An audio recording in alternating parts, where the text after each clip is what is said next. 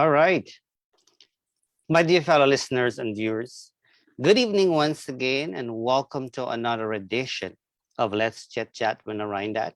Let's Chit Chat with Narine Dat is a Canadian initiative with a unique impact.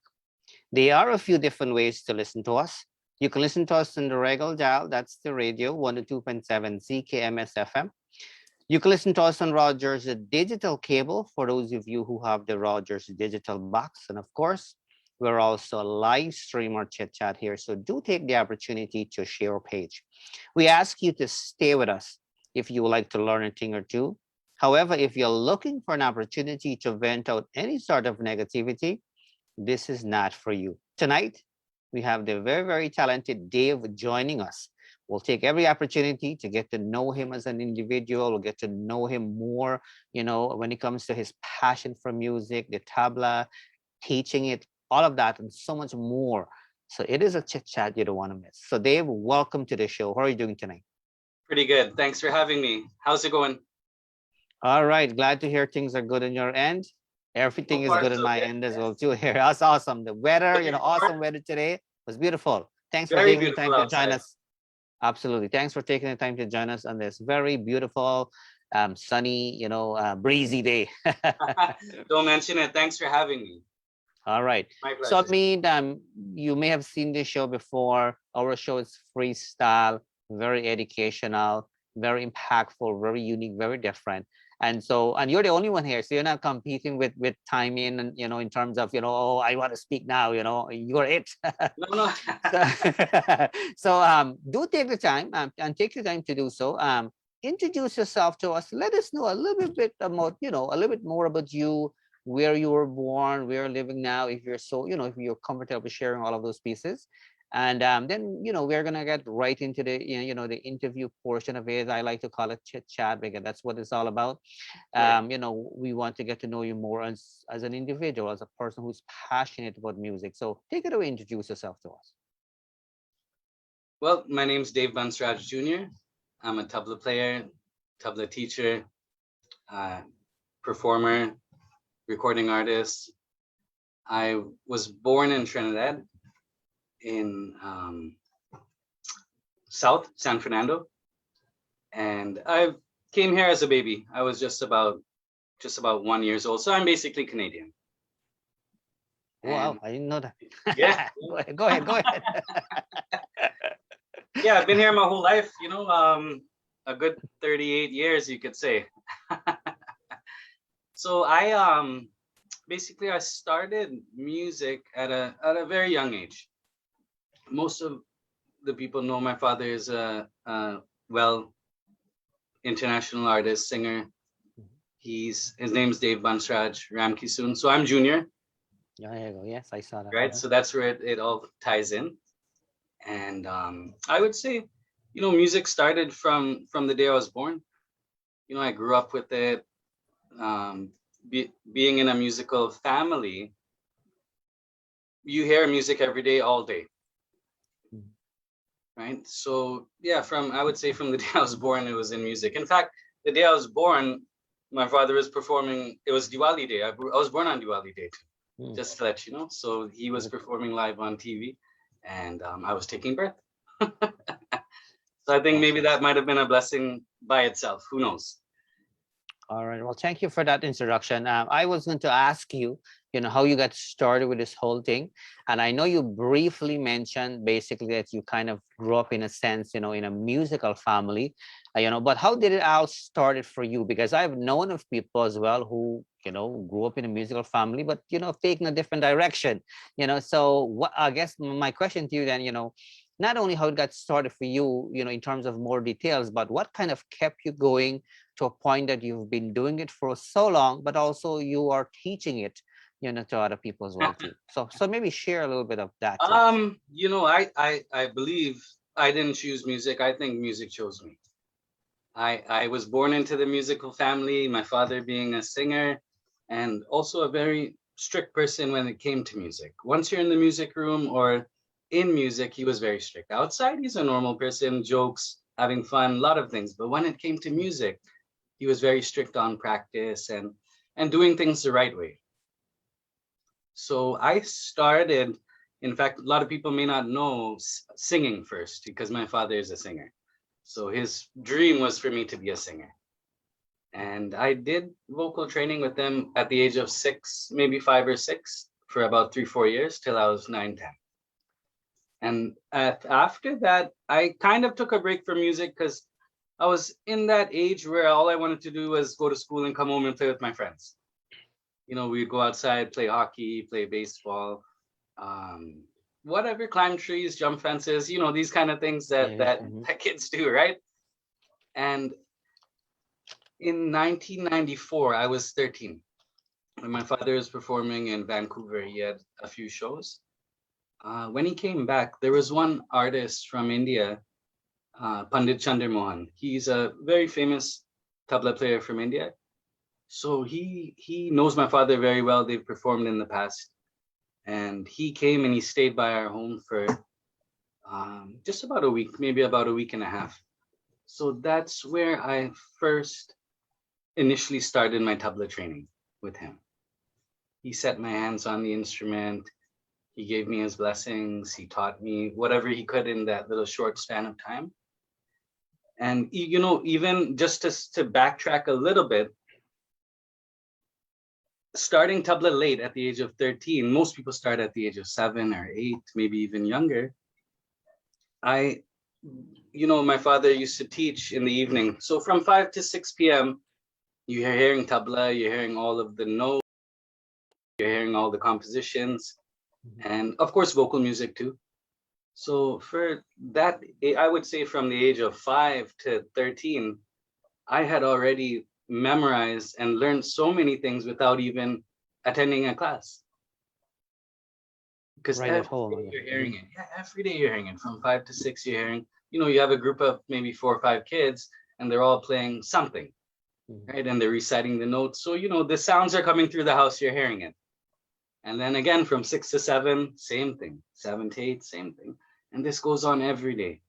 So yeah, like before I even started tabla, I had a good idea about a lot of things except how to play it. So yeah, in 1994 I started. It was the summer of 94, and like I said, my Guruji at that time, he was only here for a short time, maybe a week and a half, 2 weeks for the most. And my father also plays tabla really well, so I started learning with him after that, and I found a good passion for it because one thing, when I was singing, I noticed that the language was really tough for me. So that was one of my kind of discouragements of singing, because it was really hard to say some of those words, right? And being my father's son, he was very strict. And, sometimes, to be honest, when you learn from your own father or maybe mother, whoever's teaching, you don't take it that serious, you kind of need somebody else to enforce some knowledge behind it. So, a lot of musicians had come from India passing through to perform in Toronto, and my father knew quite a bit of them. So, they would stay at our home for one or 2 days for the weekend, and I'd get a little bit of training with them as well. And, a lot of them, they always told stories about when they were younger and how they practiced. So, I learned a lot just by listening. And like I said, in 1994 I started. So a lot of people say I'm very talented. So within 6 months, I was already performing, playing at temples, playing at pujas. My father, he had his own tabla player at that time, Mr. Ilyas Khan, but he passed away, unfortunately. And he was from the Pakistan film industry. So they were like a duo. They did a lot of performances. Every weekend, my father would be gone somewhere, for instance, a lot of people don't know, I'd like to tell them that, okay, my father's Hindu, my mother's Muslim. I grew up going to Sunday school and church. Okay, so let's figure that out. So yeah, like I said, so my father, he used to perform a lot. Every Friday, every Saturday night, he would be either in Toronto or flying to the US or the Caribbean. A lot of times he had gone to Europe. So he would take me to my uncle's house, who was Christian. So Sunday morning, we get up, we get ready, we go to church, we have Sunday school, all these kind of things. So that was my childhood, growing up, until I was able to perform with my father, which took about a good, I say, 1.5 years of good training before he actually took me for the big concerts. Uh, Small things, house programs, temples. He took me. That was fine, right? So yeah, So that's a yeah. There's so much to talk about. Actually, I don't even know when I would be enough just for one question.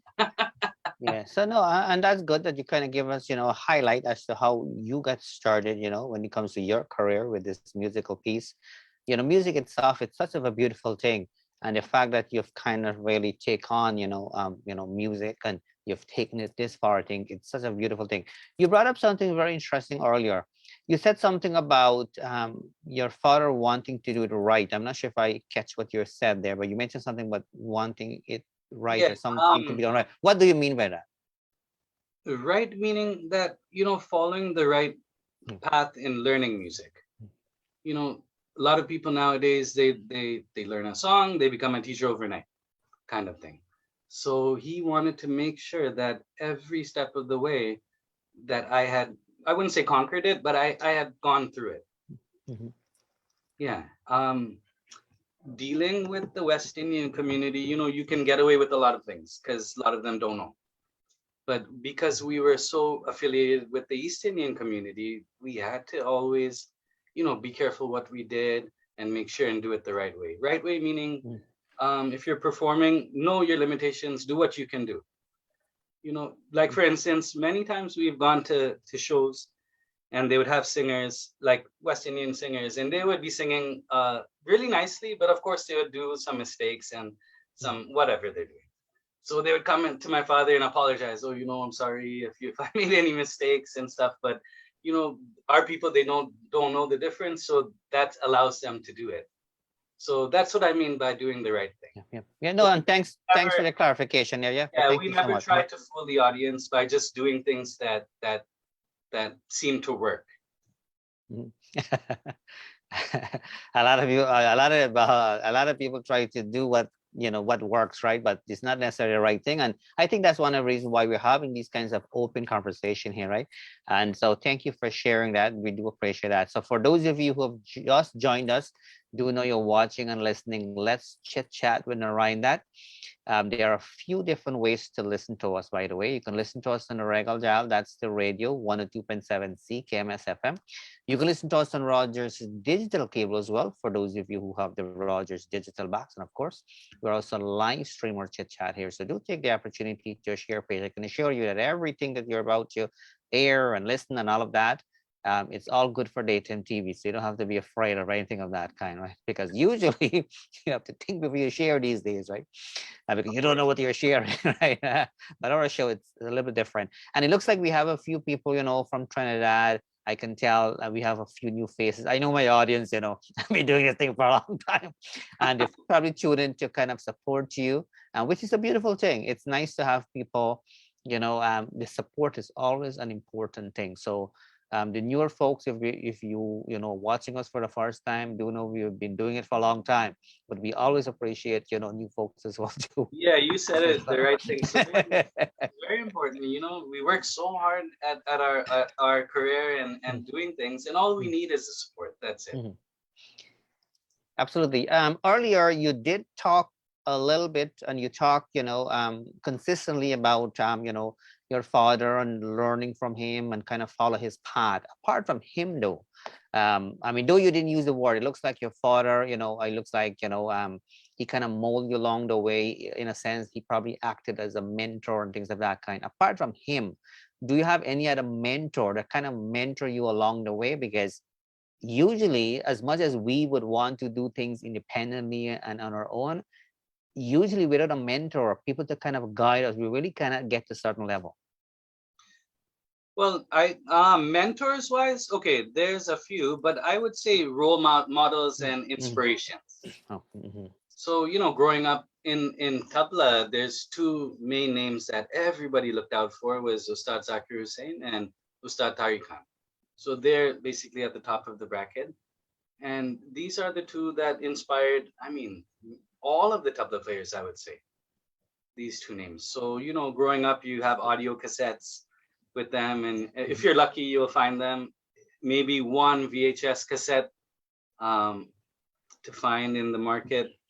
So, you look forward to seeing those videos.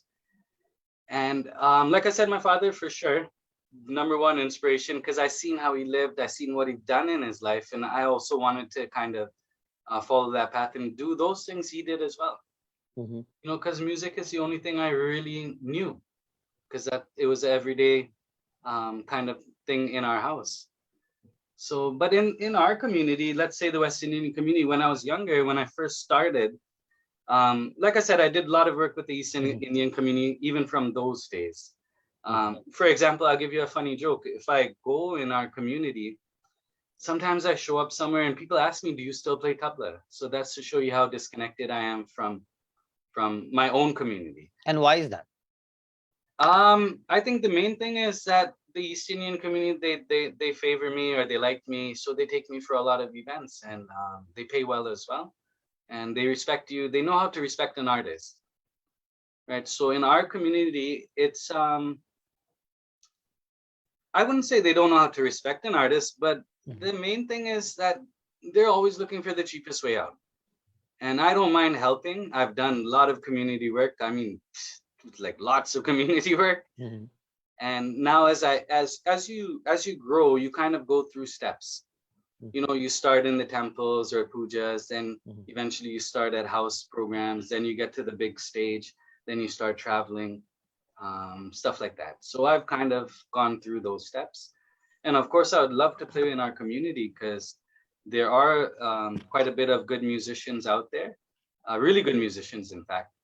And going back to role models, when I was younger, I would say in the first year performing, I had performed at Vishnu Mandir. They had some fundraising event. I was very young, maybe about maybe 14 or 15. And I saw one really good tabla player. His name's Praveen Balkaran.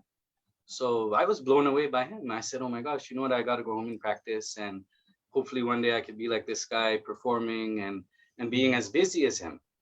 So that was one of my inspirations. Another guy was Shivo Mohabir. He's an excellent tabla player. Does a lot of work with bands. So that was one of my weaknesses. I didn't really perform too much in bands. I was more of a kind of live person. Nothing preset, just get to the stage and make magic kind of thing. So he really inspired me to listen to a lot of music and learn music pieces from the film. And I remember his sound like vividly up to today, right? So he was one. Another person was Devin Lachmana. He to me, he's the best, I think. He plays Dolak. He has an amazing sound, amazing speed, amazing quality. He's a very good person too. I've been lucky to perform with him a few times, maybe about 3-4 times in this whole music time that I've been performing. So thank you for that too. Right. And of course, my Guruji. So the person that I'm learning from now, he's one of my biggest inspirations, because, I'm not sure if you know, but I lived in India for about 4 years, approximately. I did not know that. Yeah, I lived in India so I got a government scholarship. Okay, so 1994 I started tabla, and 2004, 10 years later, I got a government scholarship. I went to India, and I lived there. So, when you live in those kind of countries and you're around the right people, your life, it goes 360, it turns. You start living like them, you start talking like them, you start seeing things the way they see it, you start doing things the way they do it, and basically living like an artist. So he's my biggest inspiration now. I mean, my father too, of course. I'm never leaving him out, right? He's the number one. But yeah, my Guruji, Ustad Rashid Mustafa, and his son, of course, Sharik, and his nephew Arshad. So the beauty of these guys is that I when you learn from them, you kind of learn their way of practicing, their compositions, how to practice, all of these characteristics. And I think that's about it. And of course, nowadays they have so many good tabla players coming up in India and stuff. So I don't want to leave anybody out, but there's like Anil Chatterjee, Kumar Bose, Swapan Chowdhury, um, Sukhvinder Singh, Namdari, Sanju Sahai. The list goes on. There's about 50 or 60 of them. So they're all inspirational as well. You can see them on YouTube. All right. Well, thank you for sharing that with us. You're welcome. I mean, of course, it looks like you have lots to share. So we're trying to It squeeze goes in. on. I need all of it. Yeah, I know we're trying to squeeze in, as many questions as possible. But a Sure. person like you will love to have you back and so on at some point. One of the things I wanted to ask you, though, I mean, in life, us as human beings, of course, we have strengths and weaknesses and so on. And as a job developer, this is one of the questions, one of my favorite questions to ask, people, especially when they're looking for work. We ask them, to share with us some of their weaknesses, because sometimes we tend to want to get away from that and thinking, oh, we don't want to focus on that, we just kind of focus only on our strength. But it's nice to know of our weaknesses too, so that way we can build and we can continue to be, better individual. So my question to you is, do you have weaknesses that you're willing to share with us? And if so, what are you doing to make improvements so you can be a better version of yourself? Better version of myself. Okay, so yeah, of course, there's many weaknesses. The first thing in music, you have to know your limitation, what you can and cannot do, and you have to accept it. Right? You cannot be who you're not. Right? And you can't portray yourself as somebody that is not what you are. Right? So I do have a lot of weaknesses. Just as a joke, I'm overweight, so that's one of my weaknesses. I would love to get fit. Okay. I procrastinate on that all the time. But coming back to music, I think one of my weaknesses is solo performance. So solo performance means that I'm not an accompanying artist. I've been doing that my whole life, where you have a singer and I'm the tabla player, or you have a dancer or instrumentalist, I'm the tabla player. So I want to get into the solo performance where I'm the main artist kind of thing, and I have my group of musicians supporting me. And it's not easy because it requires a lot of practice, a lot of time, a lot of dedication.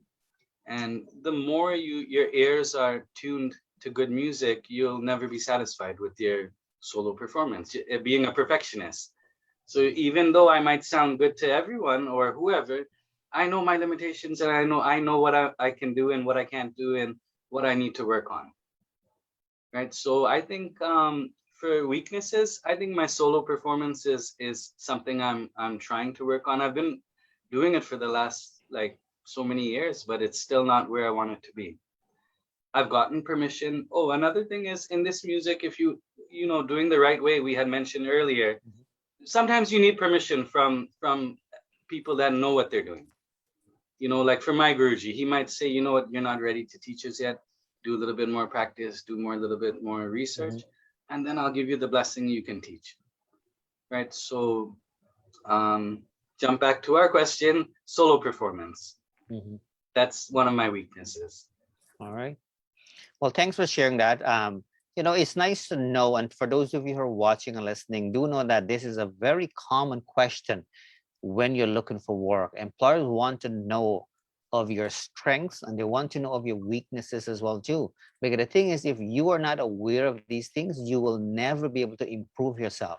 Right. And so that the weakness actually becomes a strength when you're able to identify it. Right? So don't feel that I mean, like one of my weaknesses will be things like driving on a really snowy day kind of thing. I'm like, there's so many thoughts going on in through my head kind of thing, right? So it could be anything really, like for that matter. For sure. Yes, but yeah. So along that line though, I've had the opportunity to work for the biggest employment agency, the government agency, Employment Ontario, which is the largest obviously in Ontario. And so I've had the opportunity to work with people looking for a variety of different work from all part of the world. My question to you is, I mean, there are so many, profession out there. Why this one? What makes you a good fit for this? Oh man. I don't know if I'm a good fit for it. I just know that whatever I'm doing, I give my 100% and I do it in an honest way. I leave it up to the people to judge. I It's not by chance that I get all these performances and stuff. Something I gotta be doing right. Mhm. Yeah. So yeah, I leave it up to them. I like I said, I'm not the greatest. I know just a little bit. Whatever I do, I try my best to do it, and I leave it up to the rest of the people to decide. So if you were to, we don't have to get deep in this, We but if can you if you were, like. Don't worry. but my next question for you, if you were to, come back again as a human being, like reborn again, let's say there was such of a thing and you reborn back again, what is it that you would like to do as a profession? Would you want to do the same thing, or you would like to explore something different? That's a good question. There's no right or wrong Okay, answer, so let's not say obviously. that if I came back or had Mhm, another life. Let's say if I had another choice. mhm. Okay, yeah, yeah. Yeah. So I love working with kids. So maybe a teacher, maybe somebody just working with kids. I love to work with kids. Another thing I like is mathematics and finance and stuff. So maybe an accountant. Um, I worked for FedEx for a little bit of time, couriers and stuff, and a flower company delivering flowers every day to some wonderful ladies every day. It was a good job. So, Is anyways, that how you met your wife? I'm just kidding. may- maybe a courier company or something. But I would love to work for myself. Yeah. So maybe finance, maybe courier, maybe working with kids. Well, thank you for answering that. You brought up something very interesting. So let me add to that a little bit, as I do many things as for those of you who don't know me, and I'm a career developer as well too. And you mentioned about you would love to work for yourself. And for those of you who are watching and listening, if you have an opportunity to work for yourself, that's the best thing you can do for yourself. Take my word for it. The reason for that is because when you're working for somebody else, you're basically dedicating your life to them, really, your entire life, right? Right. You're starting a job at 9 o'clock, you're finishing at 5, you do that. And employers know how to fool us well. Every 5 years they give us a plaque and and things of that kind. They give us a Some kind free of lunch, motivation. Some kind right? They give us a right. little bit of a free lunch every now and then and so on. So be careful with that. The last choice, they looking for a job and working for somebody else should be the fourth choice. But if you can work for yourself, do it. Having said that, though, if you have the desire to work for somebody and explore, that is totally fine. So don't misunderstand. But if you could do it, because basically when you work for yourself too, there are challenges too. Just you guys you have to worry about a lot of things, right? Well, I tell you, a lot of people they work 40 hours a week. Me being a teacher and performer, it's like 60 hours a week. Yeah. Mhm. This is no joke. Because when I'm not teaching, I'm practicing. That's all part of the work. Mhm. And I'm listening to new music. That's all part of the work. I'm scheduling classes. If somebody cancels, I have to move them to another day. And maybe that day that time slot's filled, so I have to move that kid to another day just to accommodate. So all of this comes behind the scenes of working. For sure, for sure. Right? When you go out on the weekend, you perform, you drive for maybe half an hour, 1 hour, you do your 2 hour concert, you come back. That's another four hours of work added to your schedule. So it's I would say about 60 hours, maybe even more. It depends on how much you practice. Absolutely. For sure, for sure. All right. Well, thank you for that. And again, for those of you who have just tuned in, you're watching and listening, let's chit chat when around that. Keep in mind, there are a few different ways to listen to us. You can listen to us on a regular dial. That's the radio 102.7 CKMS FM. You can listen to us on Rogers Digital Cable 946 for those of you who have the Rogers Digital box on channel 946, of course. And we're also live stream or chit chat. Keep in mind, Song FM and Rogers, it's all Canadian initiative, so don't confuse yourself at all. That's one of the reasons we have the live stream option here there for you. So Dave, I mean, regardless of what we do, right, and regardless of how we love it, there's always pros and cons, right? There are things that certain things we love about it, and there are certain things we do not love so much about it, right? But overall, sometimes, we're still on the winning side. That's one of the reasons why you've been doing it for all of these years. Why not take a time, if you're okay with this, to share with us, the things that you like most about what you're doing, and probably one or two, least, important things that you are not necessarily too keen about it, kind of thing. The things that you like the most and the thing that you do not really care too much for. Um, okay, some of the perks you can say of performing is that you get paid, right? So you get paid for something you would do for free, basically. Your love, your passion. So you get paid for it. I wouldn't put that number one, but that's just the first thing that came to mind. I mean, you get to travel, you get great food, you go to so many different venues.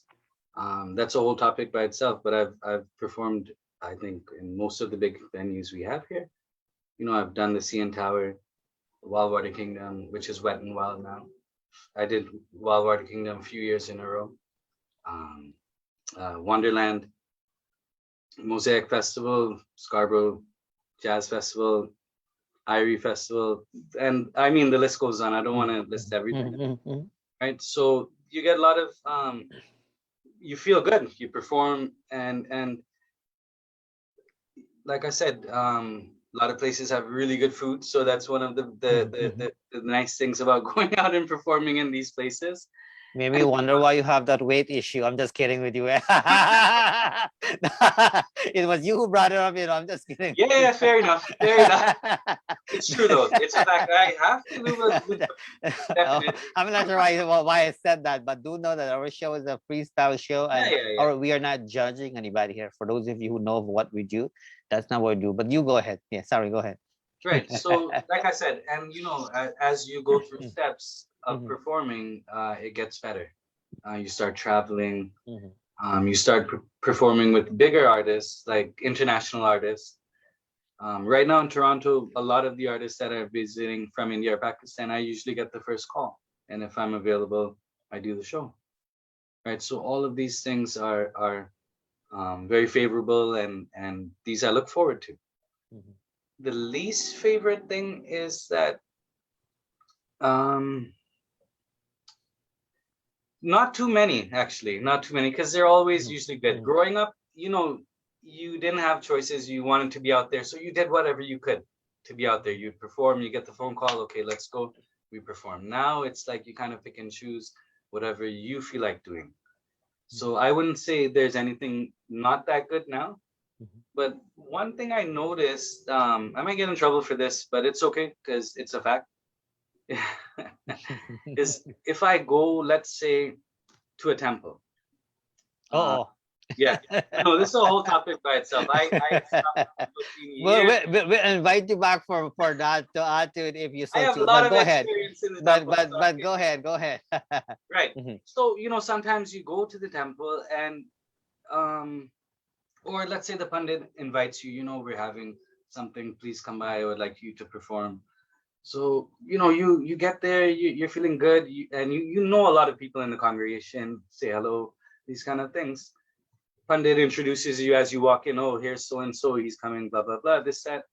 But the minute you get to the stage, all of the drummers, their heads are always down. They don't even say hello. So this is one thing I don't like.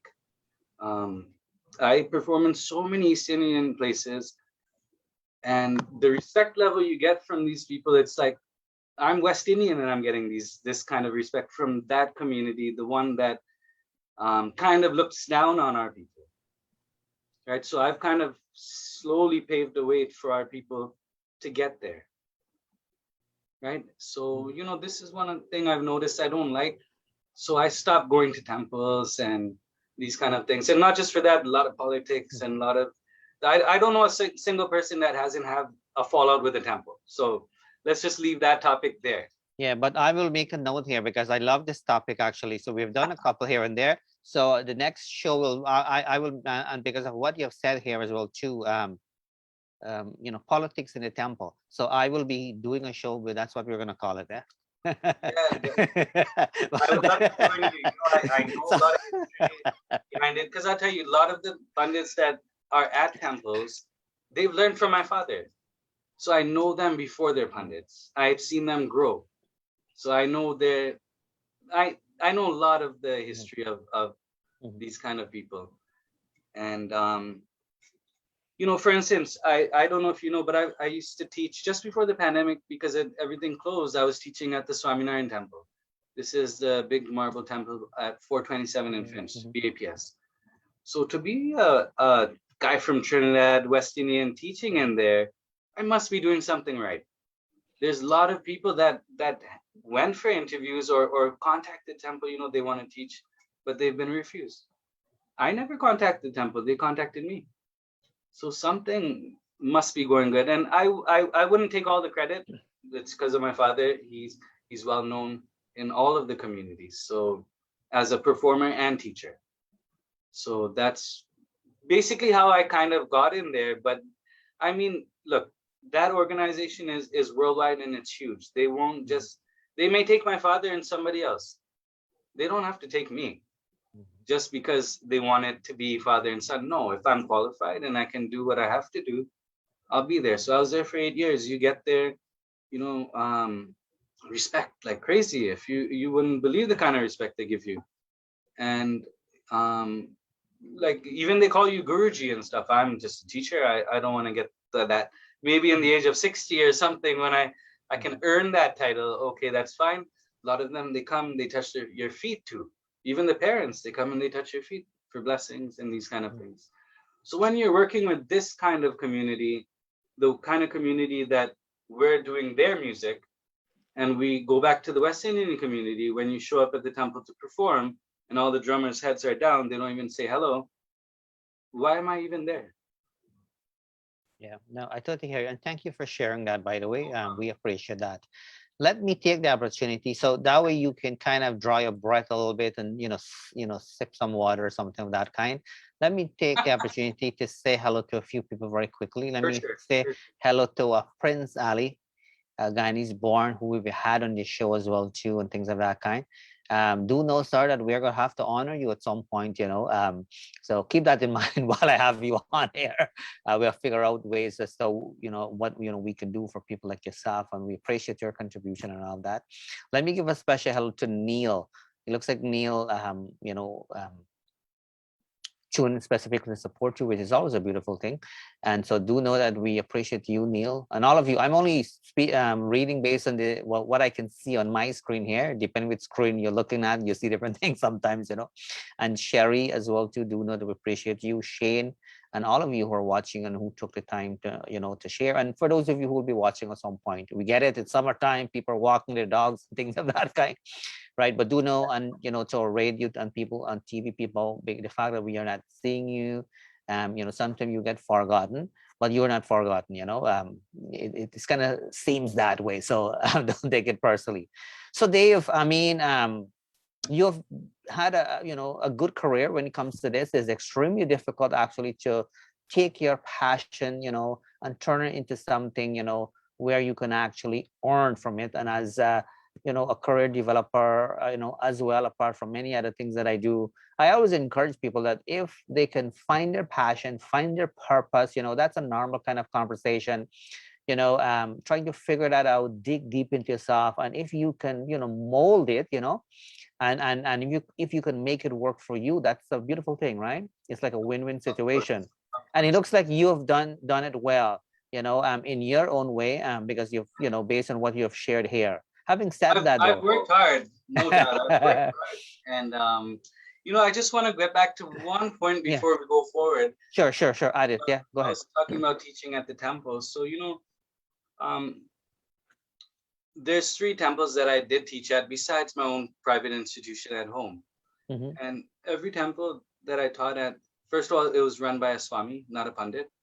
Mm-hmm. Right. So I noticed the Swamis, they never wanted anything from me except for me to be there and teach. Right. A lot of places that I had interviews with Pandits, they want to share the money for the class. They want to take advantage of you every time they have a concert. You have to be there every time. something's happening, you have to be there. I was affiliated with all of my temples that I taught as just a teacher, a hired teacher. They wanted something good for their people, so they got it. Right nowadays, the temple, if you're teaching at a temple, you got to be there every Sunday. You have to be there every time they have a show. You have to be there for every meeting. I was never connected in that way to these temples, and they never made me obligated to be. They just wanted a music class, something good, and that's it. They hired a teacher. Right nowadays, a lot of temples, they have teachers and people that are doing whatever music and these kind of things, and a lot of times they're not qualified too at all. But the temple nowadays, if you have these kind of things, yoga, music, Hindi, you kind of attract the people. If you don't have it, they start to go somewhere else. So what I'm saying is, a lot of these places, they have this only just to get the people there. Right. And I mean, look, you can look at it at two ways, because it's not all of them, but a lot of them. And I know, because I've done interviews for some of them. People that I know personally, that have learned from my father, they'll call me, hey, we have a big board meeting. We want you to come for interview. So all of a sudden, I'm a stranger. I have to go inside there like they never seen me before and know me. And I have to answer all the questions in the whole book about why I'm fit to teach. So I refuse a lot of places. And even I'll give you a funny story. One of them, they called me and okay, fine, I did the interview. I'm not mentioning names because that's a whole different story, and I don't want to get deep into that. That's not nice, actually. So I went there. Okay, fine. We need you. This, that. You have to be here on every Sunday. We'll pay you for the Sunday a little bit. Whatever donations they give, they'll give you something. Okay, fine. I told them that first of all, I cannot commit because I'm a performing artist too. And I do a lot of traveling. And if I have a concert on Saturday, let's say in Sarnia, I'm not coming back that same night. I'll probably end up staying at the host home or a hotel or something. It's a far drive, right? So anyways, they said, okay, fine, we'll pay you half of the money and the half will go towards the temple. So I told them, I said, look, I don't have time for that. This is my job. This is what I do. If you want something good for the kids, you hire me. If you want just something to have, then there's many of them looking for this job. You take them.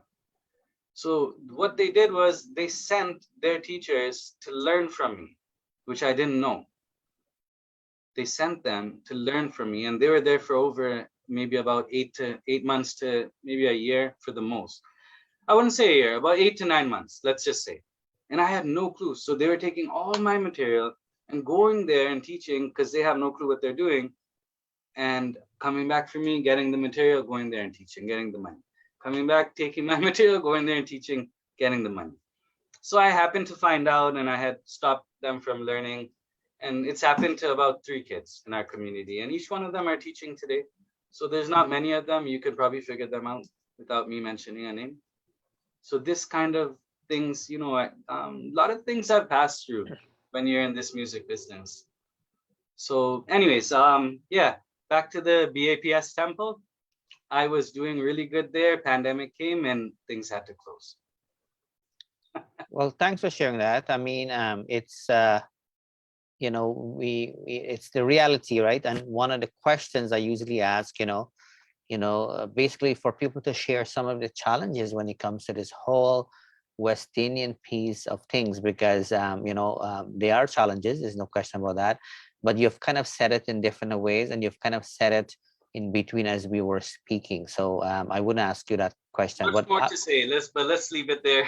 Yeah, what I would like to ask you now, though, it is not uncommon, for people to kind of look ahead in life, especially if they understand the importance of life and wanting to make the most of life, right?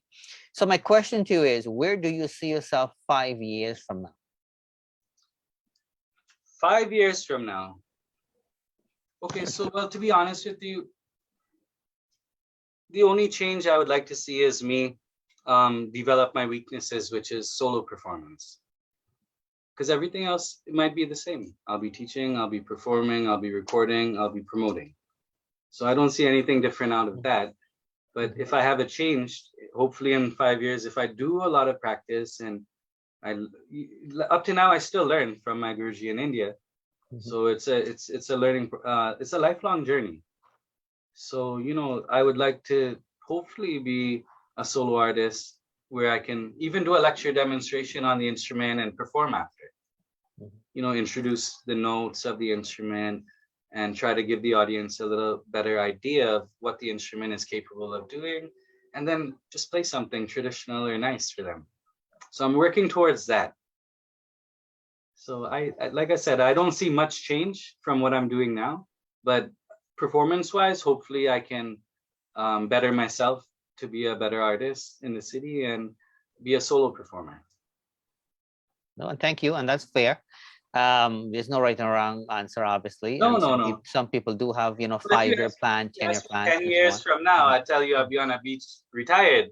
But that's everybody's dream, right? So let's I know. You take it. I know. With the pandemic now, everybody's looking at life differently now. That's for sure. Right. So I mean, we know that music, it's a universal thing, right? Everybody understands music. Everybody heard of music. It doesn't matter where they are, whatever, right? Like music, it's such a common type of thing. That's why you will see that any kind of event that's happening, does not matter what kind of event, they will always involve music, including politics, right? They will have, celebrity people to open up, a stage, and then it'll bring out a politician. So people find a way, to do that. But music is such a universal thing. Apart from that, though, you're, obviously you're very good in what you do. Music happens to be one of the things, you've kind of held on to, so to speak. But apart from music, do you have any other hidden talent that we're not aware of? Maybe making some doubles or whatever the case. I don't know. One thing. I really enjoy cooking. Oh, really? Yeah, I wouldn't say the kind of foods I cook, but a lot of West Indian dishes. And of course, dishes from across the globe, like from India, or let's say pasta and these kind of things. So I definitely enjoy cooking. I don't like washing dishes, so I do the cooking. My wife usually washes the dishes while I cook. Right. Another thing, talents wise, I think that would be it, because my life is so busy and filled with so many things. I mean, look, we just opened and I've already performed 3 times. I've done an audio recording. I have a video shoot coming up. I did a video shoot for Sunfest, I think 2 weeks back. I have a video shoot coming for TD Mosaic Festival. And Naraine, one thing I'll tell you, everything I do, I get paid. It's not just trying to take the limelight from other people from performing. No, I don't know. I'm just lucky that way. And I get paid well, right? So even like August 1st, I have a live performance with one singer, Mr. Harjeet Pabla. Very, very good singer. And he's a good writer. He has his own compositions and stuff. TD Mosaic Festival, it's coming up hopefully soon. We were supposed to shoot last Monday, but the weather is no good. So still looking forward to that. Yeah, so a lot of things going on.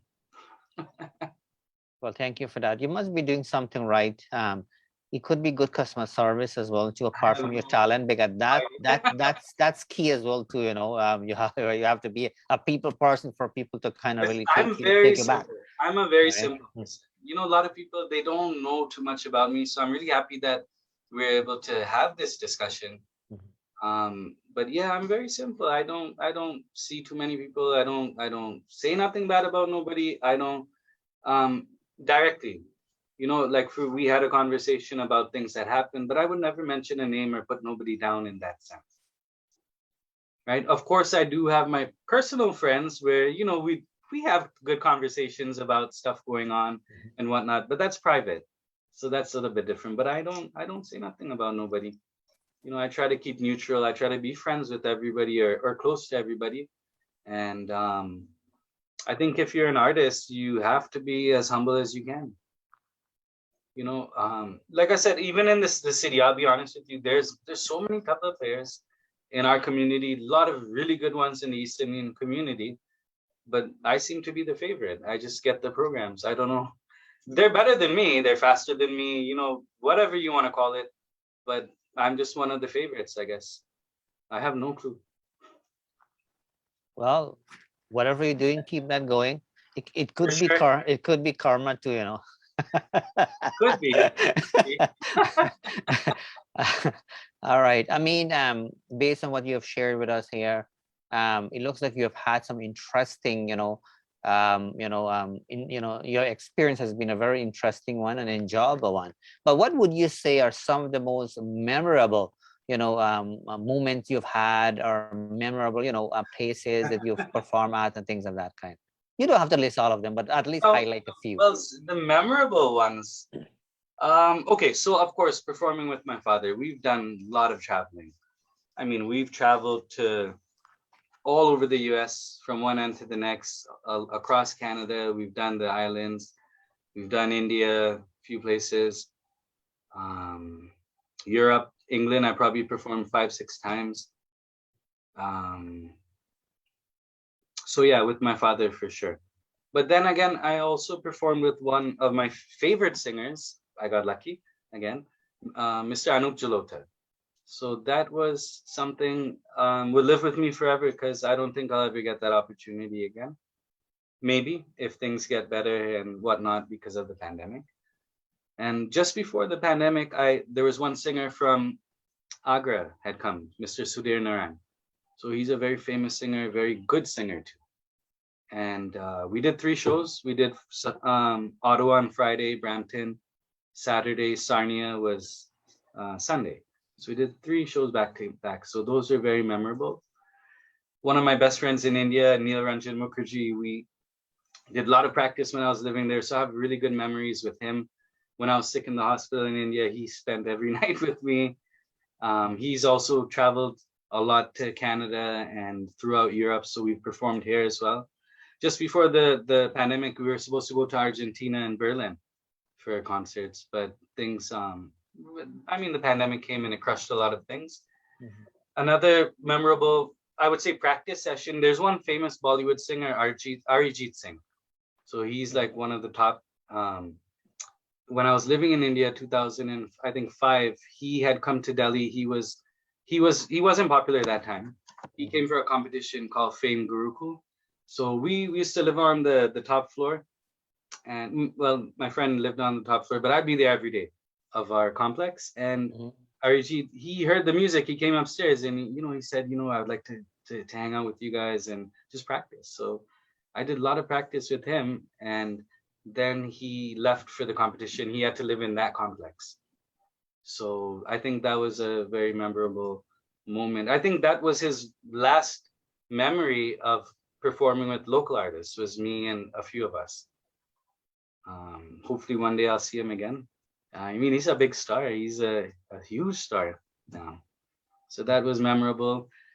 And it goes on. It goes on. What to say? Yeah, so that's a good piece of information to know. I wasn't aware of that, and I'm pretty much sure it's good. It's a good memory for There's yourself more. and whatnot, right? There's definitely more. Mm-hmm. Well, thanks for sharing that. We do appreciate that. Sure. Like I said, before the pandemic, I told you I did a lot of traveling and stuff like that. So just imagine the summer before the pandemic, I had performed in Florida for a very nice concert. They had some musicians came from Trinidad. I came back on the Tuesday, and the Friday I had a concert in Trinidad, so I flew across there. We had 3 actually, Friday, Saturday, Sunday, and then we came back. It was with my father. So anytime I go with my father, every day is booked, and then radio in the morning and a lot of things, interviews, these kind of things. And then when we came back, that's when I did the concerts with Sudhir Naraine. I did the 3 shows.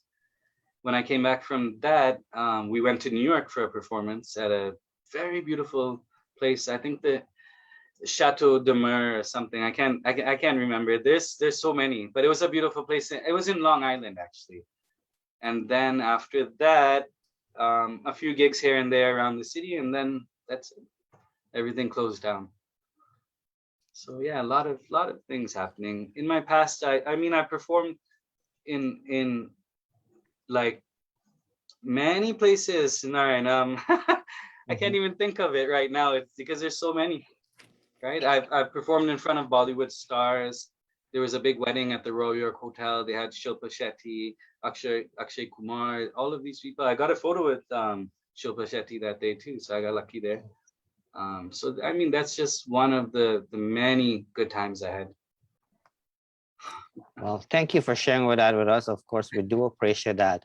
Um, I mean, I've learned so much from you, within this 1 hour here. And one thing I can tell you, I know you have busy schedules just like, everybody else. But if time permits, at some point, we'd love to have you back where we can add to it. We're not done yet, though. We still have, a few minutes more. Oh yeah, Um, okay. Yeah, I would love to come back anytime. yeah. Maybe we can have a little topic discussion about temples and these kind of. Oh, you know, one thing I wanted to I'm say. laughing because we've had lots of those kinds of requests and so on, and it's an important thing. And for those of you who are watching, listening, anytime we have a topic along that line, do know that we're not trying to target anybody. We're not trying to target any specific mandar or organization. All Right. it means that we are seeing things from a different angle and with different lens, and we want share the things that you're probably not seeing, Well, because a you know lot of what the times. I always say, look, if we have a topic or discussion and you don't mention any names or anything, whoever feels bad, maybe they're doing something wrong. you know You know, because for some reason, speaking of that though, Dave, for some reason sometimes people feel as if like those comments or conversation is being directed to them, they should feel that way and unless they were and doing. and so You do not take it personally or know, that way, but for sure. listen, if you are doing something wrong or you fit in that category, then you can take it that way because a lot of people won't take it that way. They say, okay, yeah, yeah, I know this temple, maybe they do it this way, whatever, blah, blah, blah. But if it hits you personally, then maybe you are doing something wrong. I don't know. Mhm. Anyways, that's a whole topic by itself. How much time do we got? You know what? I had to make a list of the. I can't remember a lot of the people I performed with, but I would like to mention at least a few of their names. There's about 25, I think, and I just want to say thank you to them for taking me for all these performances and um, stuff. Because without them, I would have never had this kind of experience. so So t- let me so know how t- much time if we have. we are running on our own time here, so that's totally fine. It's not an issue. So Okay. if you feel necessary, do take the time to highlight a few people name, and because it is important for us, for us to acknowledge people who kind of help us along the way. So take it away and do so. Of course. So, well, before I thank all of these artists, I just wanted to fill you in and the viewers of some of the places I did perform. Because I told you I did a lot of traveling. Mhm. So 95% of this was with my father because he's an international artist. So in Toronto, I mean, there's hundreds of shows I've done. I've been to Ottawa, Montreal, Saskatoon, Newfoundland, Vancouver. And these are all performances I've done. So I've been able to see from the East Coast to the West Coast, luckily.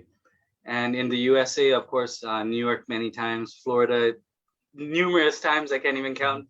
Washington, D.C., we did, Ohio, Detroit, Michigan. And we're in talks for Texas. I have one student there. So he's planning something for his temple or something they're planning to do, banquet hall kind of thing, but for Mhm. the temple. So hopefully I'll be in Texas. Just before the pandemic, I told you I was supposed to go to Berlin and Argentina, so that didn't work out. And India, I lived there, so I performed in Delhi several times while I was living there. Mhm. I performed in DD1, that's a Doordarshan television channel, and I was paid too for that. It was just they give you a numeration or whatever that word is, Mhm. some Mhm. kind of Mhm. incentive, just Yeah, yeah. a little Mhm. something, Mhm. right? So that was nice, and that was a good memory as well. And in 2017, well, every year my father usually goes to India. He has his programs or concerts, and this year is the first year he took me, 2017, and we had a very big concert for the Strings and Steps Festival. And this is he was awarded the global Strings and Steps Global Award Mhm.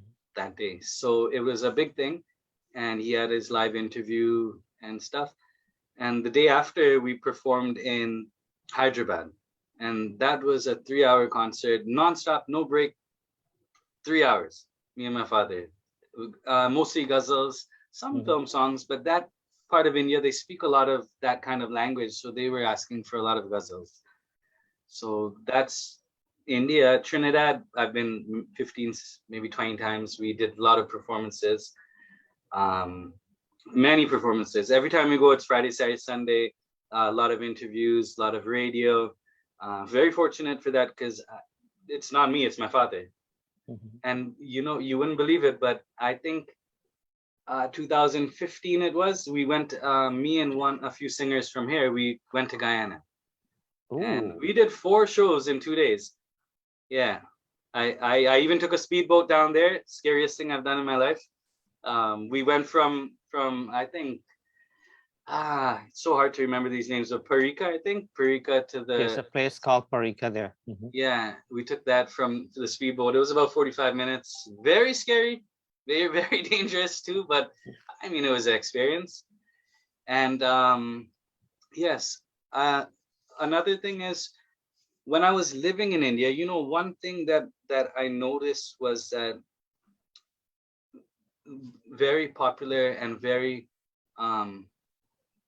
like legendary artists, they're like gods down there, right? If one of them arrive, you got thousands of people just coming to touch their feet and get blessings. That's just how it is.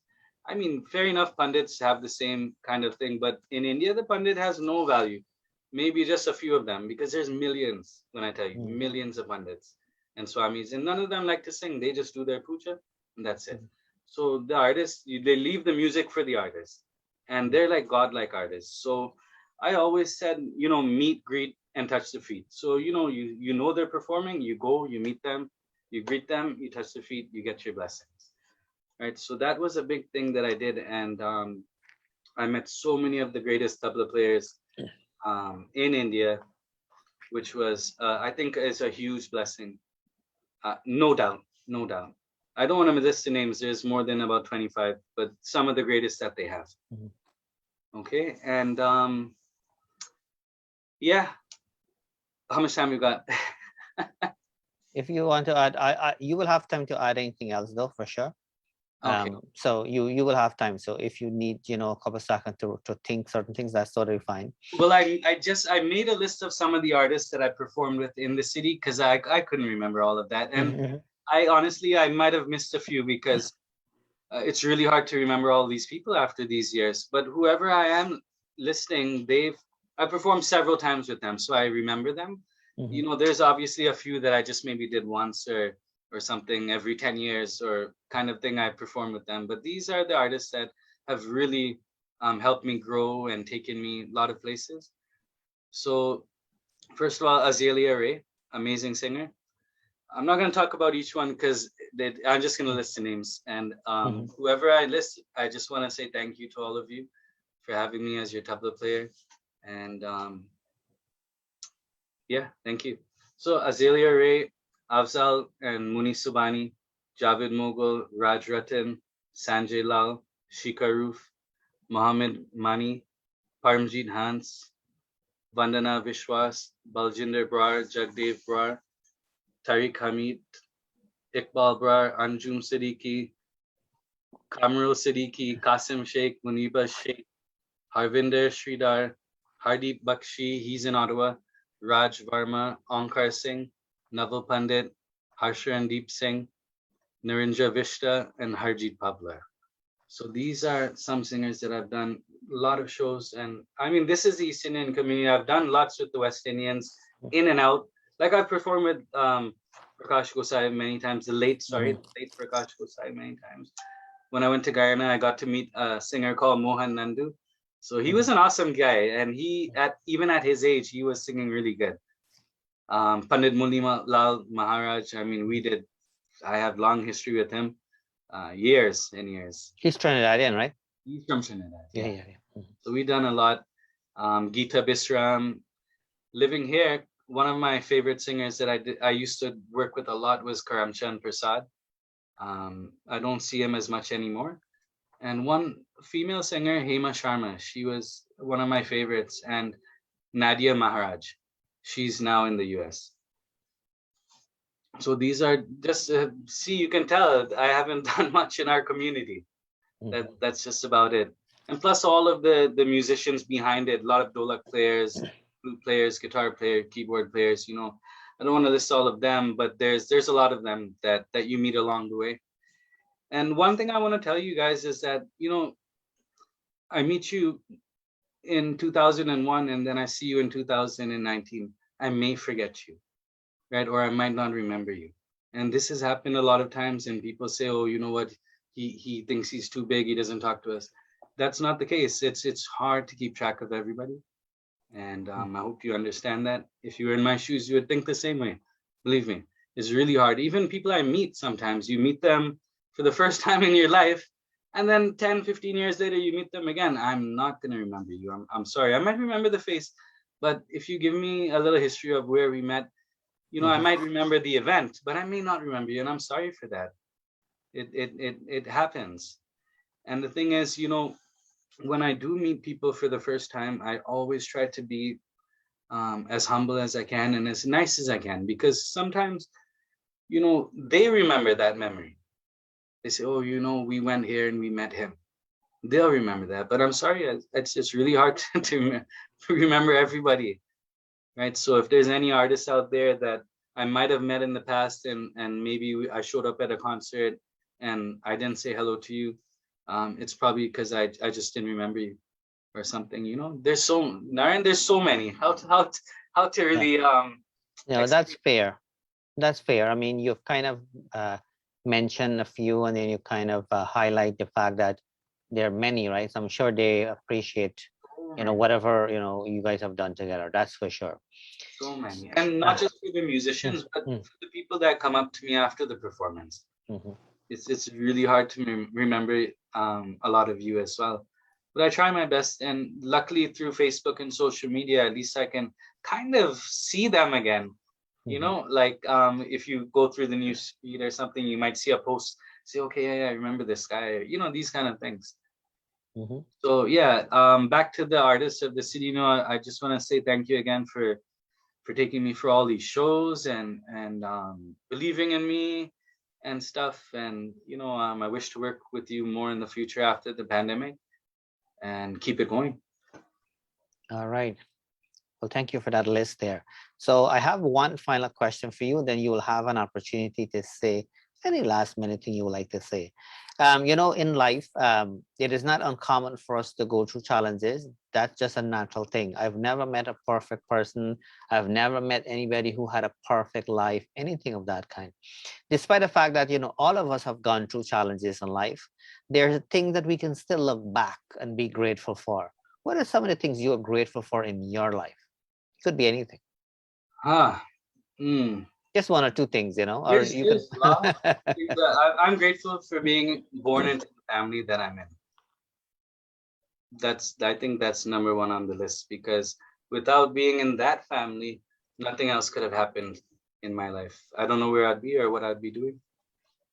So grateful for having a great parents, a father that in my opinion is the best from Trinidad, and a lot of people agree that.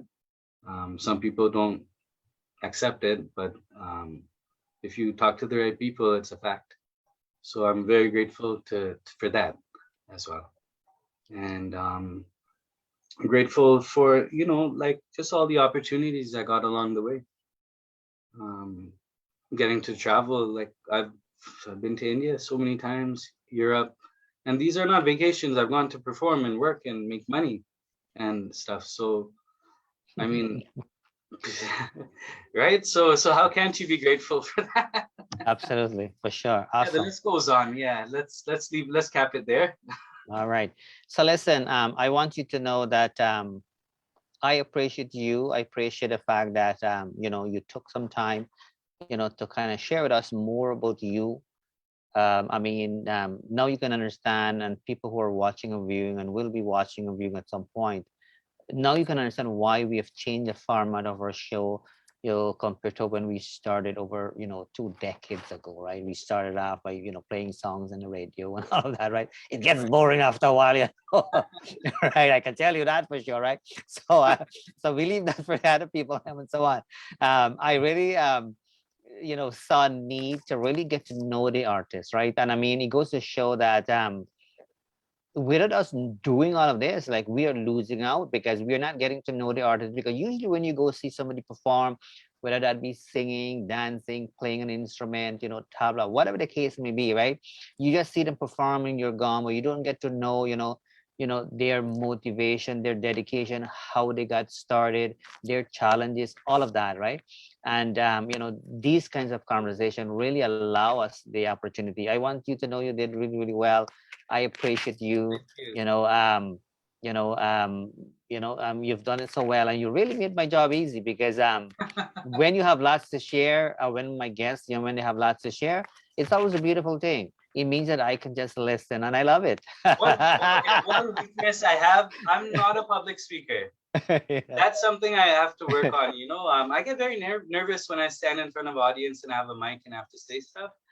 But it put me in front of an instrument and 10,000 people, I'll do it. Mhm. So yeah,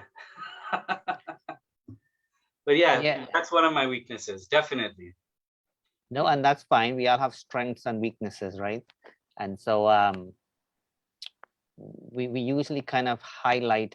We usually finish off by flashing, or certificate of appreciation, because Thank you. it's always something, it's our values, we it's our values. So for us, if we don't put this on, we've had some issue where we were not able to kind of open up the file and so on, but because we are doing a live show, right? But so for those of you who probably have been in this show and you never seen one of this flash, it was not to do with you. We appreciate Okay, you as okay. well too. Right? But it's just that sometimes files are not open up and all of that, and when you do a live show you don't have much control. But do know It's that we beautiful. Thank appreciate. you so We much. appreciate. I will be sending you. We are starting now to send the digital copy to individuals. So if it means something to them, they can keep it. But this is our way to kind of acknowledge and show our appreciation to you. So Right. it's a beautiful chit chat. And for those of you who never know of us, do know that we have been about for a long time. Right. We've made some and tweeting and changes and all of that. So if you would like to kind of continue on to follow us, you will have to like this page, because originally when we started the live broadcast, we started it on my personal profile, but then we change it. We want to separate things and so on. So if you were to like this current page right now, that will be your way to be notified of when we have things coming up. No obligation there. I want to let you know though that on September the 25th, we do have our diversity and inclusion concert, where you're going to see a diverse set of people in terms of skill sets and all of that. So it will be a key thing for you to make note of. Also, if you would like to be part of that diversity and inclusion concert, do reach out to us. Basically, it will be first come, first serve, so to speak, kind of thing. So if you're able to get all your pieces to us, on time, then we are going to put you on there. And for people them who are not able and they're scrambling and so on, well, you're not out of it, but you probably will be, you know, put forward for the next show kind of thing, right? Because it takes time to plan and put all the pieces together, right? And I hate this last minute thing, but we have to respect that people are busy and all of that too. But do know that action is there for you. We are going to run it on the same very page here. We are the purpose of the diversity and inclusion concert, by the way, is to really create spaces, for everybody, right? And so that way it's not the same set of people, and that way we have kind of closing the gap a little bit, right? Because if we continue to take Dave, and Dave is already up there, Naraine, right? can you just give me 1 second? Just Oh, keep talking. You're doing a wonderful uh, job. Just give me uh, 1 second. yes. Oh, yes, yes, yes. Sorry about that. Just give me one. No, no problem. So while Dave is kind of straighten out whatever he needs to straighten out, I want to remind you again that on September the 25th, we do have a diversity and inclusion concert. We are going to do it virtually again, for a variety of different reasons. We are still figuring out, how and where we are going to do our Caribbean Dreams concert. If we are going to do it, live in person kind of thing, or if we are going to pass from that and maybe leave it for later on. But we'll do it, whether that be virtually or otherwise. But the diversity and inclusion concert is a way for us to kind of close the gap, right? Close the gap, meaning that we are not going to take people who are known and who are, who have had lots of different opportunities. We're trying to, create spaces for everybody. So what that means is, if you don't have, a YouTube channel, if you've never performed, anyway, anything along that line, you're going to have that opportunity, because, the opportunity needs to be, given to people. So what we're doing, we're trying to close the gap, right? If we were to take people who are known and, all the time, what that means is that we are widening that gap. And that's not our focus, right? Our focus is to really do things that make some sense. So we're trying to narrow the gap. As I mentioned before, we will never be able to close the gap, right? That's just the way how things are. But we will definitely narrow it. There's no question about that. So keep that in mind. September the 25th. That's not a problem. So sorry about that. I told my neighbor between 6 and 7 not to play the music loud. So they have a little party going on and everything's shaking. So I didn't want it to go through the feed. Oh, no, that's fine. I know. We have 5 minutes. I told him just 5 minutes. Party, yeah, I know. People take advantage of the great weather and the fact that we kind of open up. People there at least. And the fact that we kind of open up a little bit more in Ontario here, Canada. People are, obviously taking advantage of that. I know it was kind of hard on people too with the pandemic thing. But people should still take, precautions for sure. Of course. Yeah. All right. I hope yeah, go ahead. Chat. Naraine, I would love to join you another time in one of your other panel discussions with a few of us. And I've tried my best to share my story. There's so much more that I would love to say, but I think that's enough. If anybody wants to follow me or even go on my Facebook page, they can go through my photo albums. There's tons of photos there from a lot of places and stuff. I didn't really get to talk about my school too much, but yeah, I'm a tabla teacher too, and I've got a great group of kids. Everything is online due to the pandemic. And I don't think I'll be opening up face-to-face classes maybe till next year. It all depends, because it's working really good online. And yeah, I just want to say thanks to all the parents as well that have supported me through this time. Because without you guys, I would be out of a job. So keep in mind that if you don't have to mention anybody's name here, but let's say if you know anybody who will be a good fit to have on here, do make that recommendation to us. That would be, we usually ask our guests to kind of maybe refer somebody who they think is, will be a good one to come on here. And it doesn't have to be, a musician or anything of that kind. It could be anybody, who has a good story. Yes, sure. I mean, that's one thing that I like about this show too. It's not just about our community and temples and these kind of things. It's more mainstream. And yes, and we have to be, because the reason for that is because even when it comes to the support of, let's say, mandirs and so on, if people understand things that are holding back them for, from flourishing, it will make life a lot easier, right? Because it could be even things like, politician, for example, right? Because keep in mind, if we have the right people to make the right decision, maybe we can have more support from government, right? When it comes to cash dollars and so on to support, like a West Indian temple, not only, a specific church and so on. So all of that to keep in mind. If you never voted before, I'm referring to people who are watching, listening, that can create problems as well too, right? Because, because every little thing and makes a huge difference, so you're right. So what we do here, we kind of cover all the bases here. No, this is a good thing. Even me, look, I've stepped out of the box where it comes to just I'll tell you honestly, a lot of these kids that are growing up 13, 14, 15, 16, 17, if they weren't part of a temple, they would have nowhere to perform. Maybe at a puja or something, but out of that box is where I've stepped into the mainstream. I've done a lot of fusion programs too, concerts, Living Arts Center with like keyboards, guitar, drums, these kind of things, all English musicians. And so in the future, so what I would recommend for the younger generation, first thing is, if you're learning music, do some research on your teacher first. Make sure they've qualified, make sure they've passed enough, have enough credentials behind them before just running into them and learning. Fair enough, you might like how they play, but they may not be best fit to teach, right? Most of them also, even not the kids, the teachers, if they didn't have a tempo, they would have nowhere to play, right? I don't hear too much of them talking about they performed at all these festivals or CN Tower or even Atlantis. I performed so many times at Atlantis downtown, the revolving restaurant. It's right off the water. And that's just, I mean, there's so many, Naraine. I don't know how to get into that. So anyways, what I'm saying is that if you guys want to do that, what I'm doing, do some proper practice, right? Know your limitations. I know my limitations. There's many things I can't do, but I don't show that on stage.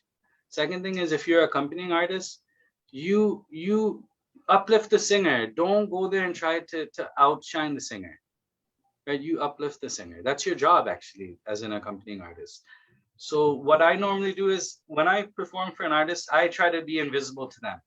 Invisible means that when you play, you don't do nothing to distract them. Everything else you do, they're comfortable with. So that's kind of invisible. They're used to that. Don't try to do too much. Don't try to overshine them. And do a lot of practice. If you guys need help, I'm here, right? I've taught many of you in the community that are teaching today.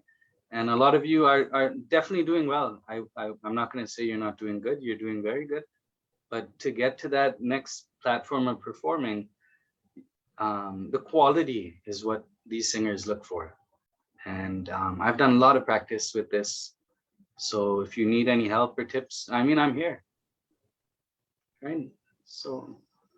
All right.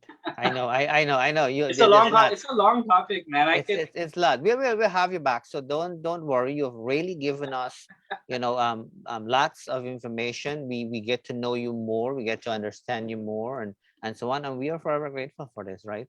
And I'm sure grateful for being here. Getting to share my story, whatever I can share in this time. for sure. I'm sure people will gain from what you have said as well too. So don't go anywhere. Stay right there, okay? Until I give you the okay to go. Sure. All right. So, my dear fellow listeners and viewers, as we are officially approaching the end of tonight's program, I would like to take this opportunity to thank you for tuning in to Let's Chit Chat with Narine Dat. Please remember to tune in to us again next time, where we're going to have another special guest. On behalf of myself and our guest Dave, very, very talented individual, both of us would like to join together and wish you a great today and even a better tomorrow. We'll talk to you soon.